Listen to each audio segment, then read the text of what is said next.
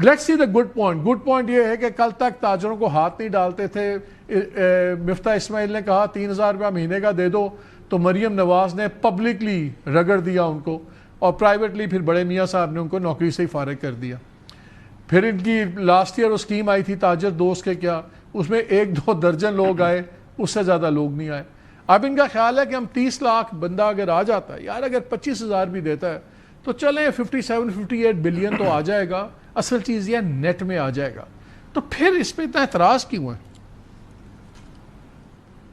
دیکھیں, ایک تو اعتراض, سب سے بیسک اعتراض یہ ہے کہ آپ ایک طرف ڈیجیٹلائزیشن کی بات کرتے ہیں, اکانومی کو آپ اس میں لانا چاہتے ہیں کہ سب کے نظر پہ ہوں اور فیئر ایکویٹی ہو. اگر میں 1 روپے کما رہا ہوں تو میں بھی اتنا ہی ٹیکس دوں. مالک 1 روپے آپ کما رہے ہیں, چاہے آپ کا تعلق میڈیا سے, میرا تعلق مینوفیکچرنگ سے, سروسز سے, ایگریکلچر سے, ایکویٹی تو یہ ہوتی ہے. انصاف تو یہ ہوتا ہے کہ سب کے لیے ٹیکس سیم ہونا چاہیے. یہ تو ایک بیسک اصول ہے, اور یہ اصول پی ایم ایل این کا جو 2013 کا مینیفیسٹو تھا اس میں بھی یہ لکھا گیا تھا کہ چاہے جس سیکٹر سے بھی آپ کا تعلق ہو, آپ کا لیے ٹیکس اتنی ہوگا. دیٹ از وائی سب کی کنٹریبیوشن سیم ہوتی ہے. ابھی آپ نے ذکر کیا تھا کارپوریٹ سیکٹر کا, اگر آپ ایگریکلچر سیکٹر کا لے لیں تو 25% آپ کی اکانومی میں کنٹریبیوشن ہے, 0.3% ٹیکس میں کنٹریبیوشن ہے. اسی طرح سے آپ نے ٹریڈرز کا ذکر کیا کہ جی 10 سے 15 بلین روپے کا ٹرن اوور ہے, اور ٹوٹل ٹریلین, اور ٹوٹل جو آپ نے ٹیکس اب جا کے جو آپ ایسٹیمیٹ کر رہے ہیں وہ 50 بلین روپے کر رہے ہیں. اور سب سے اس میں نالائکی کی بات یہ ہے کہ جو آج سے 20-25 سال پہلے ایک بڑا ایک کانسیپٹ شروع ہوا تھا کہ کسی نہ کسی طرح سے اکانومی کو آپ ایسے ڈگر میں لے کے آئیں کہ خود بخود سب کو ٹیکس دینا پڑے. اب آپ ان کو پش کر رہے ہیں کہ آپ کو آنے کی ضرورت ہی نہیں ہے, آپ کے اوپر نہ ایف پی آر نہ کسی کا کنٹرول ہوگا, آپ اپنی طرف سے جو دے دیں گے, نہ آڈٹ ہوگا, نہ ٹیکس ریٹرن ہوگا, نہ کچھ ہوگا. تو بھائی میرا کیوں ہوگا, میں نے کیا قصور کیا؟ تو انصاف کے تو تقاضے یہ, اور یہ کیوں ہیں, کیونکہ یہ بھی سمجھنے کی ضرورت ہے نا. Traders P M L N کا جو آپ نے مریم کا ذکر کیا تھا, تو اس وقت ہوا کیا تھا 2022 میں, traders are considered the backbone of PMLN sport at that level, پورے پنجاب میں خاص طور پر. ان کو نہیں ناراض کرتے, تو انہوں نے پبلکلی, آپ نے بالکل صحیح کہا, پبلکلی احتیاط بھی نہیں کیا کہ مفتاح بھائی یہ کیا کیا, آپ نے اپنے لوگوں کو ناراض کر دیا. مفتاح نے بھی اس کا جواب دیا تھا, جی بہن میں کچھ کرتا ہوں. تو بات یہ ہے کہ آپ اگر ان کو یہ سہولت دے رہے ہیں نا, کہ آپ کی مرضی, آپ جتنا مرضی ٹیکس دیں, جتنا مرضی کمائیں, نہ کسی کو پتہ چلے گا کہ آپ کماتے کتنا ہیں, نہ آپ کے اخراجات کا ہم تخمینہ لگائیں گے, نہ ہم آپ کے ریونیو کو چھیڑیں گے. آپ ایک دیں اور آپ آرام سے زندگی گزاریں, اور باقی ہم مینوفیکچرنگ سیکٹر کو, کارپوریٹ سیکٹر کو, سیلریڈ کلاس کو بھون کے رکھ دیں گے. آپ نے 650 بلین روپے کا ذکر کیا سیلریڈ کلاس, اور 50 بلین یہ دیں گے جن کا 10 to 15 ٹریلین روپیز کا کاروبار ہے, اور ظاہر ہے بڑھتا بھی رہے گا. So what is the plan? What is the long term plan? What is the short term plan?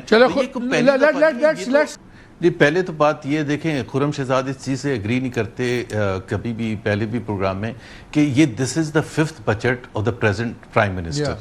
5th budget میں آپ انٹروڈکشن نہیں کرتے ہیں. 5th بجٹ میں تو آپ جا کے سب کچھ سیٹل ہو چکا ہوتا ہے. یہ سب سارے ایکسپیریمنٹس ہوتے ہیں 1st اور 2nd بجٹ کے, اور پھر آپ مستحکم ہو جاتے ہیں, آپ کی اکانومی مستحکم ہو جاتی ہے, اور پھر جا کے آپ سب کو ٹیکس نیٹ نہیں ہم کر گئے, ہم سٹیبلائز کر گئے, وی ہیو سٹیبلائزڈ انٹو اسٹیگنیشن. ٹھیک, ہم سٹیبلائز کر گئے. میں نمبر بتاتا ہوں آپ کو. جی سٹیبلائز انٹو اسٹیگنیشن, وہ تو ایک الگ, خرم بات کرنے دیں بھائی, آپ بہت جلدی میں ہوتے ہیں. بات یہ ہے کہ یہ اب یہ کہہ رہے ہیں 35 لاکھ انہوں نے کہا تھا اس قسم کے ہیں اسمال ٹریڈرز یا جو بھی, اور آڈٹ ہو سکتا ہے, کوئی آڈٹ نہیں کرے گا. میرے لیے تو فرض ہے آڈٹ. سیلریڈ کلاس بچ کے نکل ہی نہیں سکتی, اس کو اتنے مراحل سے گزرنا پڑتا ہے. اور اگر یہ بھی میں خرم کو آج بتا دوں, اور میں چیلنج دے کے بتاتا ہوں, ان کو میں نام بھی دے دوں گا.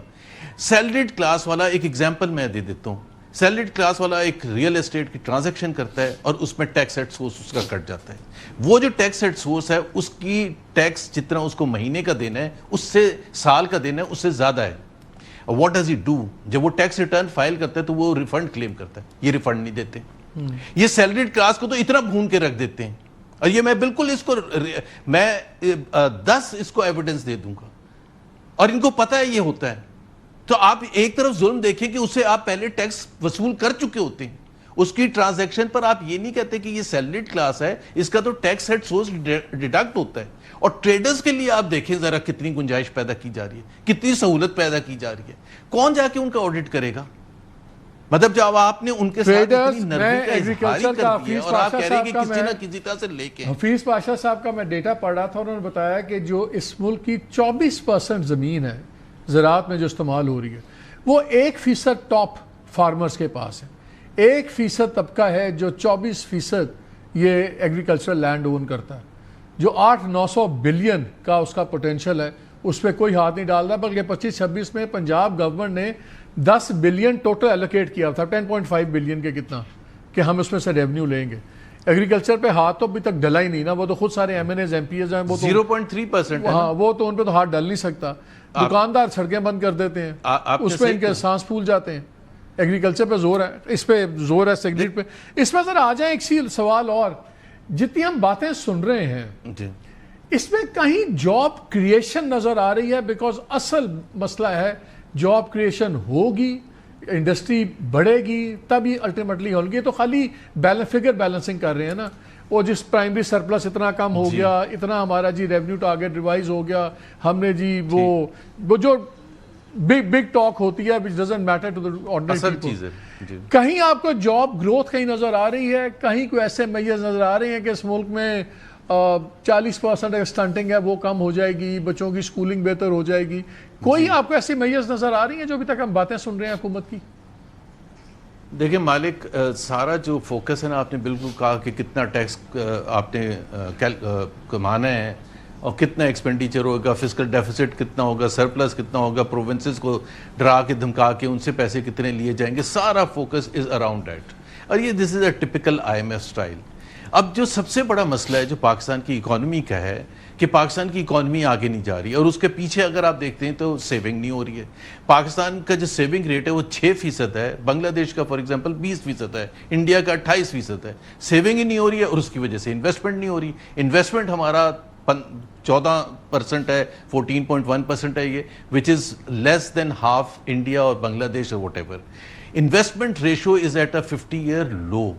تو ظاہر ہے انویسٹمنٹ سیونگ ہوگی، انویسٹمنٹ ہوگی، اس کے بعد تو جاب کریشن ہوگی. ایک دکان بھی ہوتی ہے تو اس کو لگے گی تو جابس کریٹ ہوں گی نا، ٹیکس بڑھے گا، ایکسپورٹ بڑھیں گی، and so on and so forth. اگر آپ کی انویسٹمنٹ ہی نہیں ہو رہی ہے اور ہر سال بتدریج and that is the problem that they don't address کہ اصل چیز کیا ہے. اصل کہانی از ناٹ اباؤٹ ٹیکس. اور دوسرا جو فنڈامنٹل ہے، ایک ہوتا ہے شارٹ ٹرم میجرز لیتے ہیں آپ کہ امیڈیٹلی آپ نے کیا کیا کرنا ہے اکانومی کو آگے لے کے جانے کے لیے، اور ایک ہوتا ہے آپ لانگ ٹرم ایک پلان کرتے ہیں، and that comes through investment. پہلی بات تو یہ ہے کہ ڈیفیسٹ کم کرنا بہت اچھی چیز ہے، دیر از نو ڈاؤٹ اباؤٹ اٹ. 8% تھا وہ بہت خراب تھا، دیر از نو ڈاؤٹ اباؤٹ اٹ. سن لیں میری جواب سن لیں، یہ اسٹیبلائزیشن پروگرام کا حصہ ہوتا ہے، لیکن آپ اسٹیبلائزیشن کو جب اتنا اسٹریچ کرتے ہیں نا over a period of 4 years، تو اس کی پرائس کون پے کر رہا ہے؟ جو آپ نے کیا ہے اس کی پرائس تو عوام نے پے کی ہے. آپ تو اسٹیبلائزیشن کے چکر میں، ڈیفیسٹ کے چکر میں کم کر دیا. کیا غربت کم ہوئی ہے؟ کیا چانس ہے اس سال غربت کم ہونے کا؟ کیا ان امپلائمنٹ کا جو انہوں نے سوال پوچھا تھا چانس ہے؟ کیا انویسٹمنٹ آنے کا چانس ہے؟ آپ نے جو مین ایشوز ہیں that will drive Pakistan economy towards long term prosperity, آپ نے کوئی اسٹیپ ہی نہیں اٹھایا. یہ تو بہت آسان ہوتا ہے، یہ کون سا مشکل کام ہوتا ہے کہ آپ ایک انہی سیکٹرز پر ٹیکس لادنا شروع کرتے ہیں، انہی سیکٹرز پر، اور اس سے آپ فسکل ڈیفیسٹ کو کنٹرول کر لیں. میرا زبیر صاحب،